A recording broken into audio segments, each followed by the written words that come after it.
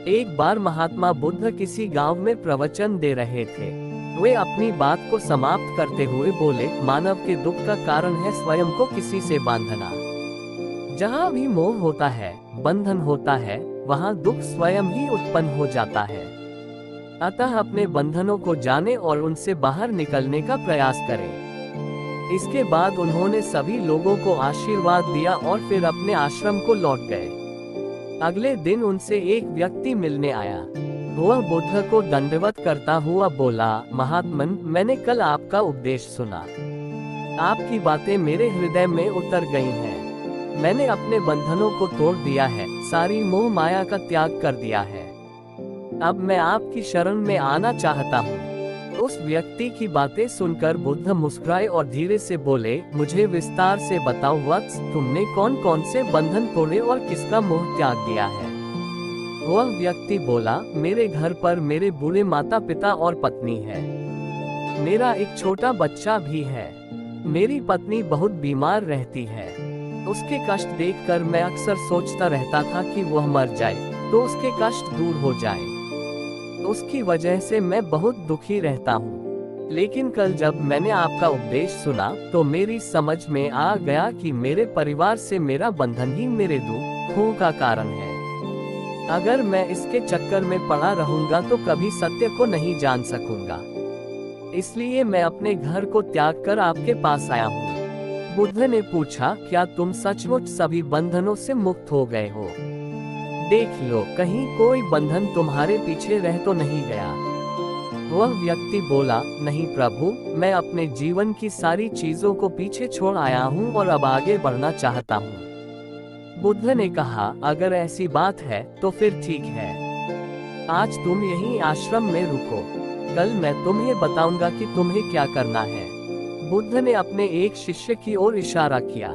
शिष्य ने उसे आश्रम के अतिथि कक्ष में पहुंचा दिया। वह व्यक्ति उत्सुकता पूर्वक आश्रम की गतिविधियां देखता रहा। उन्हें देखकर वह बहुत प्रसन्न हुआ और अपने सौभाग्य पर इतराता रहा। अगले दिन बुद्ध ने उस व्यक्ति को एक कार्य सौंपते हुए कहा, तुम्हें पूर्व की दिशा में जाना है। वहां पर तुम्हें एक गांव मिलेगा। गांव के बाहर ही एक साधिका का घर है। वह तुम्हें कोई वस्तु देगी। उसे लेकर तुम्हें वापस मेरे पास आना है। वह व्यक्ति पूर्व दिशा की ओर चल पड़ा। गर्मी का मौसम था। कुछ ही देर में वह पसीने से तरबतर हो गया। उसे प्यास भी सताने लगी। वह सोचने लगा कि अगर इस समय मैं अपने घर पर होता तो इस तरह गर्मी में पसीना नहीं बहाना पड़ता। कुछ दूर और चलने पर उसे भूख भी सताने लगी, पर वह एक सुनसान और बंजर रास्ता था। आसपास न तो कोई पेड़ था और न ही पोखर तालाब। वह पुनः सोचने लगा कि अगर मैं इस समय अपने घर पर होता तो अपनी पत्नी के हाथ का बना स्वादिष्ट भोजन कर रहा होता। पता नहीं क्यों बुद्ध ने मुझे गर्मी में इतनी दूर भेज दिया। काफी देर तक चलने के बाद वह व्यक्ति गांव में जा पहुंचा। गांव के बाहर ही एक घर बना हुआ था। उसने दरवाजे के पास पहुंचकर उसे धीरे से खटखटाया। दरवाजे को एक साधिका ने खोला। उसके चेहरे पर एक अद्भुत तेज था। वह व्यक्ति उसे देखकर मंत्रमुग्ध हो गया। साधिका ने उसे अभिवादन करते हुए कहा, मैं जानती हूँ कि आपको बुद्ध ने भेजा है। आप अंदर आ जाएं। वह व्यक्ति घर के अंदर चला गया। साधिका के कहने पर उसने पानी से हाथ मुंह धोया और एक चटाई पर बैठ गया। साधिका ने उसके सामने भोजन की थाली रख दी। वह जल्दी जल्दी भोजन करने लगा। अचानक उस व्यक्ति की नजर साधिका के पैरों पर पड़ी। उसके पैर बहुत सुंदर थे। वह उन्हें देखता ही रह गया। तभी साधिका ने उसका ध्यान भंग किया। वह बोली, जिस व्यक्ति को बुद्ध के चरणों में स्थान मिल जाता है फिर उसे किसी अन्य के चरणों की आवश्यकता नहीं पड़ती। साधिका की बात सुनकर वह व्यक्ति लज्जित हो गया और नजरें नीची करके चुपचाप भोजन करने लगा। भोजन करने के बाद साधिका ने कहा, आप बहुत दूर से आए हैं, थक गए होंगे, यहीं चटाई पर लेट जाएं, मैं पंखा कर दूंगी। वह व्यक्ति बहुत थका हुआ था। वह चटाई पर लेट गया और अपनी आंखें बंद कर ली। साधिका उसे पंखा करने लगी, पर लेटने के बाद भी उस व्यक्ति को चैन नहीं आया। उसने धीरे से अपनी पलकों को खोला और चोर नजरों से साधिका को देखने लगा। वह सोचने लगा, ये स्त्री कितनी सुंदर है, इसकी वाणी कितनी मोहक है। अगर यह मेरी पत्नी होती तो मेरा जीवन स्वर्ग बन जाता। साधिका इसके मन की बात समझ गई। वह बोली, शरीर में कुछ नहीं रखा है, ये केवल मांस, मज्जा और अस्थियों का जोड़ है। जो व्यक्ति इसके आकर्षण से मुक्त हो जाता है वही सत्य को प्राप्त कर पाता है। ये सुनकर वह व्यक्ति घबरा गया।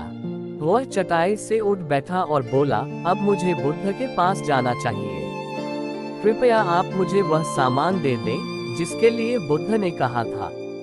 साधिका ने मुस्कुराकर जवाब दिया, बुद्ध ने आपको जिस कार्य के लिए भेजा था वह पूर्ण हो चुका है।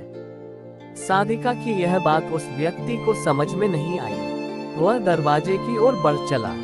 दरवाजे के पास पहुंचकर वह एक क्षण के लिए रुका और पलटकर बोला, क्या आप अंतर्यामी हैं?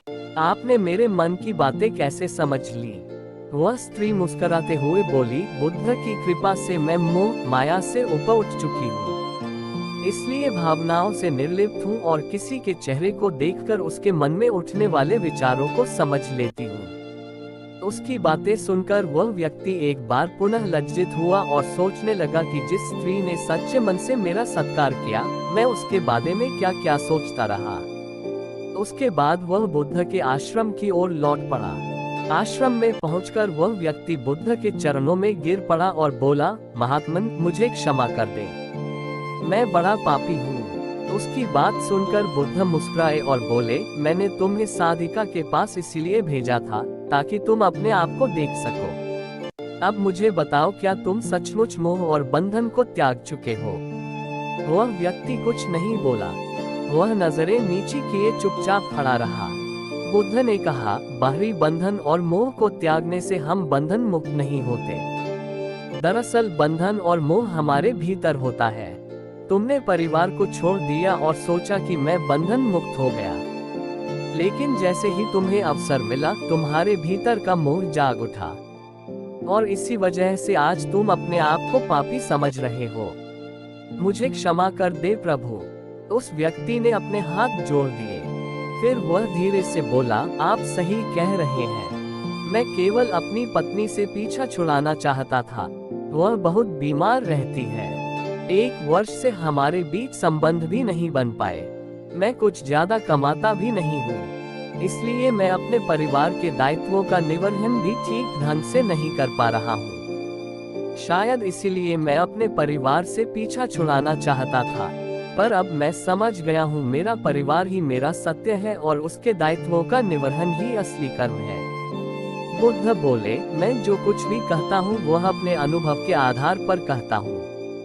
लोग मेरी बातों को सुनते तो हैं, पर वे अपने स्वार्थ के अनुसार ही उसका अर्थ ग्रहण करते हैं। इसीलिए मोह, माया, कामना, इच्छा, वासना, क्रोध को लोग बाहर की ओर खोजते हैं, जबकि ये हमारे भीतर ही है।